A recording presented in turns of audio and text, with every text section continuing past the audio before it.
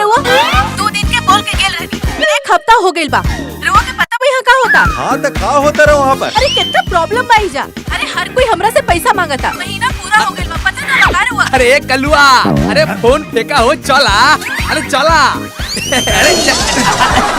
अरे केबल वाला, दूध वाला, राशन वाला, यहाँ तक के घर के मालिक भी भाड़ा मांगता। अरे वो तो हमरा धमकी देत रहे कि भाड़ा दे वरना घर खाली कर दे। अरे का बोला तारू, जल्दी बोला, हम यहाँ मीटिंग में बैठल बानी। तू पैसा भेजवावा जल्दी। अरे सर बुलावा था उधर, हम 1-2 दिन लेट हो जाए। तू लेट आवा चाहे मत आवा, हमरा कोई फर्क न पड़ेला, बस पैसा भेजवा दा तू। अरे डार्लिंग थोड़ा एडजस्ट कर ला। अरे का एडजस्ट कर ली, पागल बानी का? अरे डार्लिंग जैसे इतना टाइम एडजस्ट कर लूं। अरे तू तो हमार समझदार मेहरारू बाड़ू ना, एकरा बदले में हम तारा के 100 पप्पी देता है। राउरी पप्पी के कहा मचा डालम, पैसा भेजी जल्दी। अरे हमर जान, अभी पप्पी से काम चला लेना, 1-2 दिन बाद हम आवत है ना, फिर मिल के बात करब। हाँ चले रखा फोन।